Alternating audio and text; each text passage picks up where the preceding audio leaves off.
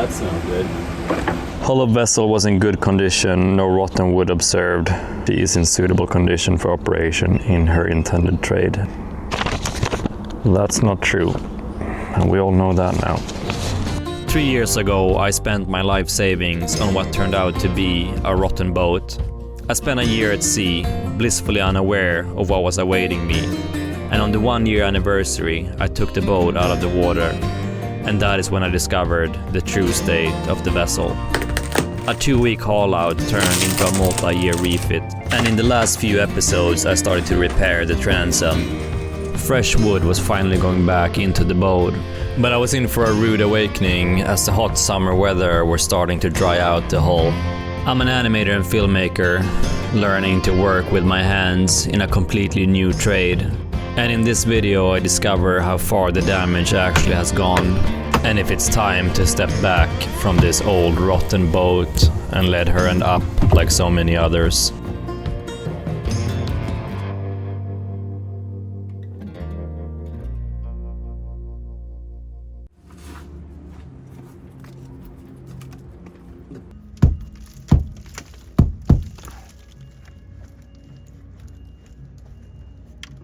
God, the planks are literally falling out of the boat.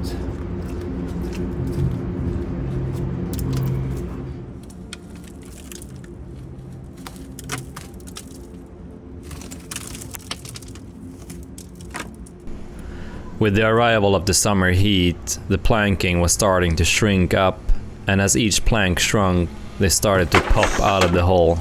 The nails that the boat had been originally fastened with were all rusting away.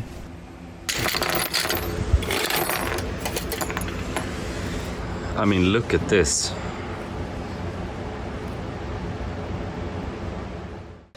So I bought this boat based on a survey that basically said that she was in great shape. And I bought it off a family that had been using her actively. They had been out cruising for a couple of years, and they had also done some repairs to her. Of course, I inspected her myself before I bought the boat. I actually went on a cruise with the owner before I took the decision to actually pay. Everything seemed according to the survey. Maybe I'm naive, but I actually don't think that the surveyor, knew what was going on. I think what was going on here is that there's enough frames that are in decent shape that the swelling of the planking combined with the pressure of the ocean was keeping her together. And during these short haul outs for surveys and paint and sinks, it was just not enough time for her to dry out enough that any clear deterioration was going to show. But now that she's out of the water and she's already falling apart, I figure, the damage is already done, so why not do some more violent prying and see what's actually going on here. But the thing is, she does look in great shape, at least on starboard side. There's really no signs of deterioration here. But there is a floor that is mounted to the frames and floors, so it's more of a walkway, not the right nautical term. Anyways, that is mounted here that I'm gonna take out, and then I can take a look underneath and go at it with a hammer. So let's see what's going on.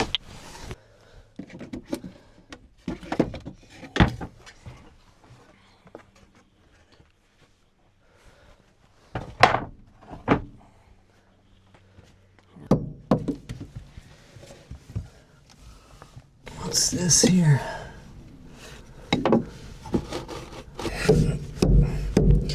Yeah, so there's at least 2 frames here that are pretty much toast, and the floor. Yeah, this is gone. Absolutely done.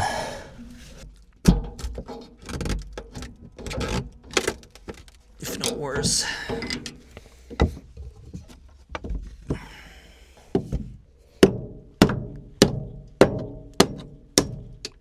I mean, there's nothing left here. The frame's gone. This is what's left of the floor. And then I can't see what's going on underneath there. I'm gonna have to get all that out.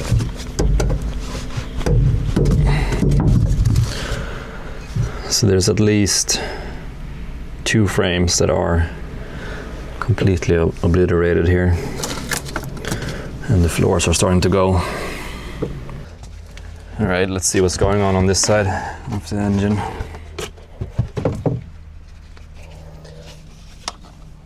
Well, apart from the frames having completely come loose from the planking, there are some good news down here. And that is that today's video is sponsored by Sally. All right, so here's the deal, right? You're going on vacation and the last thing you want to think about is your data roaming on your phone. What's this? $300 for streaming Samson Boat Co. and tips from a shipwright. Shit. And that is where Sally comes in hand. So Sally is basically an eSIM. It's an app that you download to your phone, you pick your plan, and suddenly you have access to roaming in more than 200 countries across the world. Sally takes one of the biggest anxieties of going on vacation and basically turns it to a few clicks to get it sorted. The app also comes with a built-in ad blocker that actually saves you more than 20% data, and it saves you time because you don't have to watch the ads on my videos anymore, and you don't even have to pay for my Patreon to do that, which is a pretty good deal. Now, if you want to try Sally today, then head on over to sally.com/fast or use the code FAST to claim a 15% discount on all plans. Thank you to Sally for making this video possible. So this is what's left of the frame that sits under the fuel tank.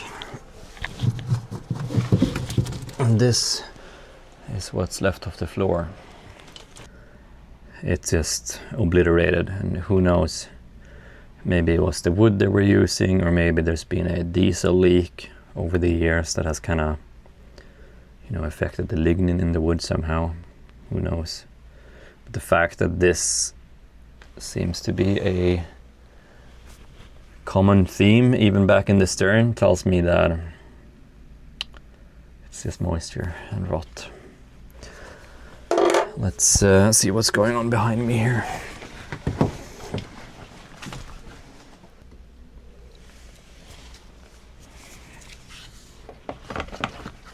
Hey, are you inspecting? How's it looking? It's looking pretty bad, eh? It's looking like a lot more than a stern rebuild, hey? Yeah, it's looking like a lot more than a stern rebuild. This I've been able to inspect before, and yeah, I mean, it seems fine.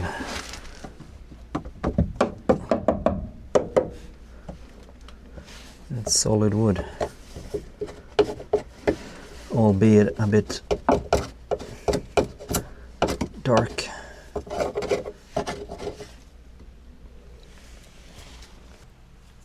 Starboard side looks in perfect condition, at least from the inside. Now I can't see what's going on back here.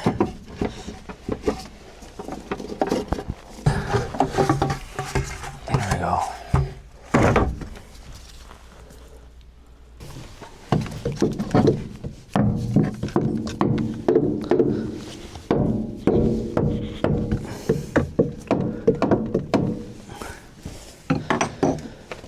Yeah, it all looks in decent shape, surprisingly enough. But the reality is that this is starting to look like a lot more than a stern rebuild, and closer to a complete rebuild and restoration. And that puts us off from a autumn launch to more of a half-decade launch, maybe more. And that is something that I need to think about, because the reality is that you never get the money back that you put into a boat like this. So I have something to think about while I work, to figure out whether I want to commit all of my money into saving a boat and doing that under the terms that I won't get that money back. At least I would get a home, and I would keep a piece of art alive, hopefully for another generation. Anyways, there's something to think about.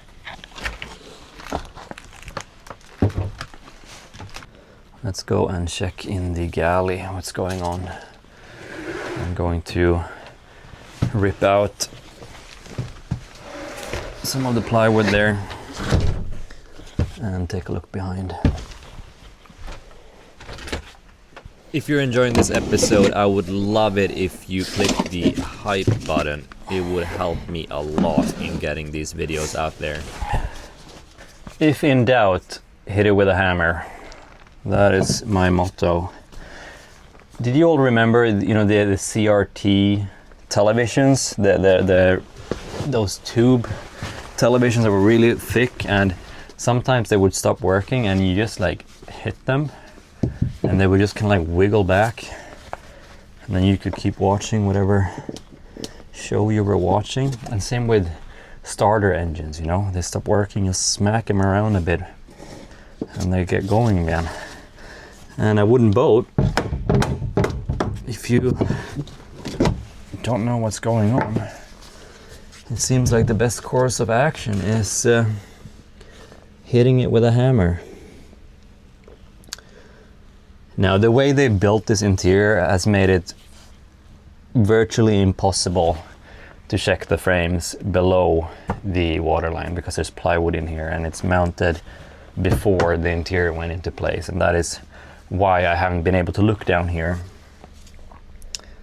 And let's see, I might have to go in plunge cut with a skill saw or something to get this out.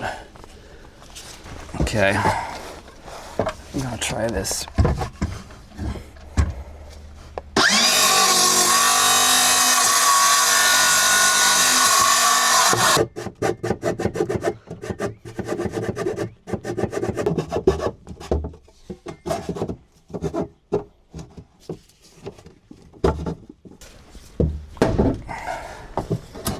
See? Oh, wow.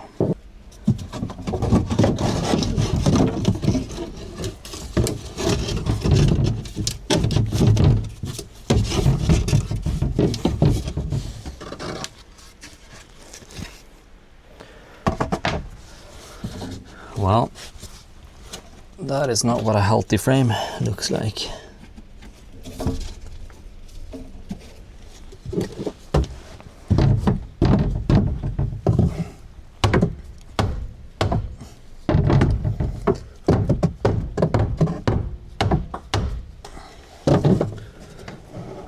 Interesting.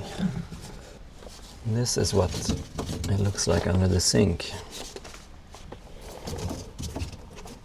There's just nothing left. Well, let's keep exploring.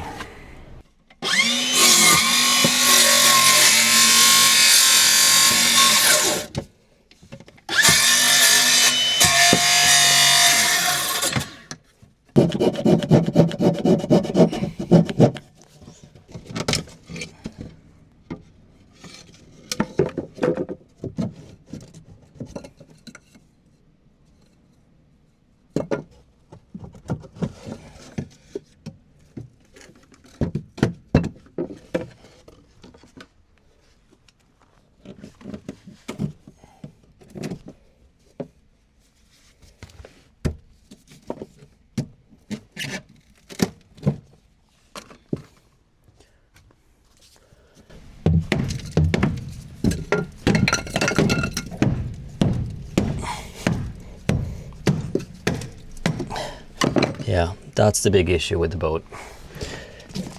The frames look deceptively good, But if you stick a knife in them, they tell a very different story.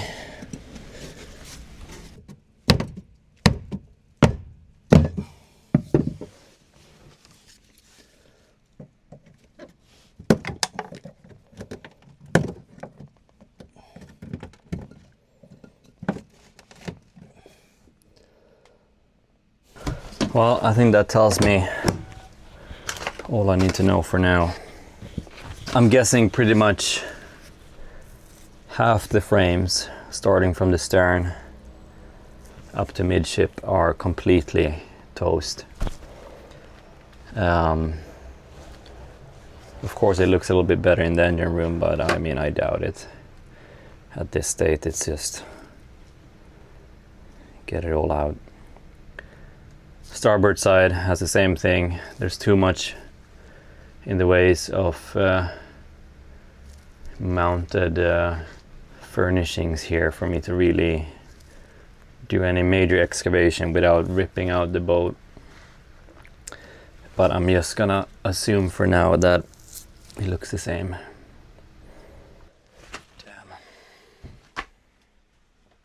So this is the survey that was basically the foundation of the purchase, and I quote, "Hull of vessel was in good condition, no rotten wood observed. In consequence of the inspection made afloat and out of the water, I am of the opinion that she is in suitable condition for operation in her intended trade, namely as a pleasure cruiser." That's not true, and we all know that now. Now, when I bought the boat, there were some blatantly obvious issues that I of course were aware of, and something that I was willing to deal with later down the line, but they were not fundamental to the seaworthiness of the boat, and that was this hole here. Another issue that I was aware of was that there was a freshwater leak coming in from somewhere around this window, and it has delaminated this whole thing.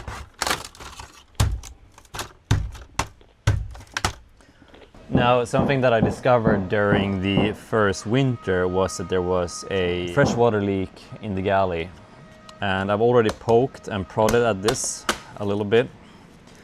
This actually had mushrooms growing out of it at one point, and I think it's a pretty substantial leak here.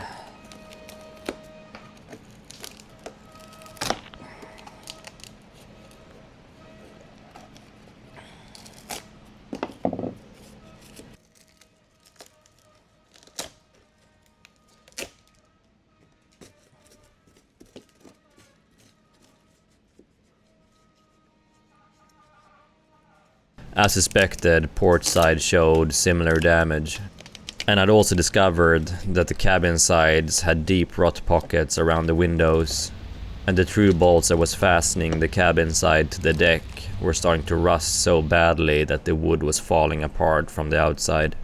It was getting blatantly clear that to do the boat any justice, I would have to consider a full rebuild.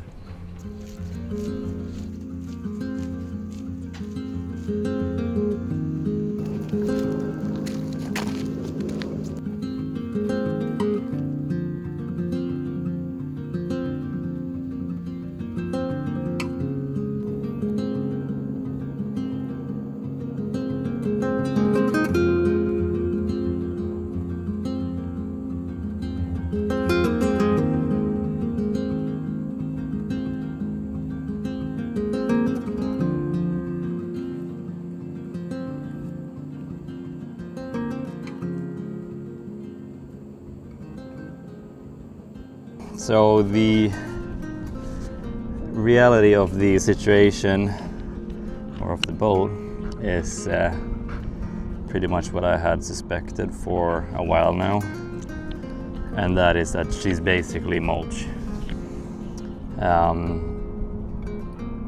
lot of the planking was pretty much held on just by the force of the water on the hull and the fact that the planking was swelled up and basically stuck together thanks to that. And it basically means that what was going to be a couple of months, maybe tops, you know, the until autumn to get the stern back together is a lot bigger than that. And there's basically a decision that needs to be made whether it is time to back away and basically crush the boat, or commit and throw myself into a multi-year, half-decade, maybe more, complete rebuild of the whole boat, which would mean new frames, new floors, new planking, new everything, pretty much. And I have a decision to make.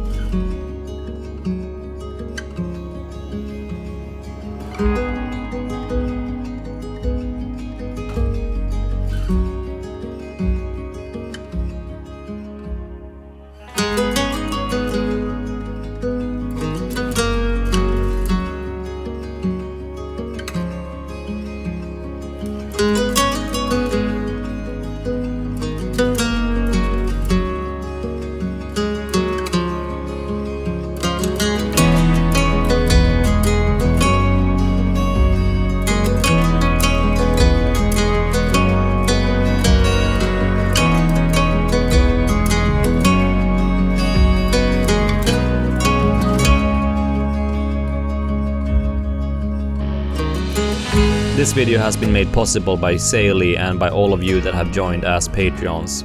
If you want early access to episodes, an ad-free viewing experience, up-to-date content, and a whole bunch of other goodies, then check out my Patreon. Link is in the description.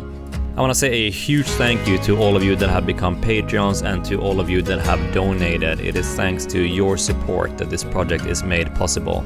I hope you liked this episode, and I hope to see you in the next one.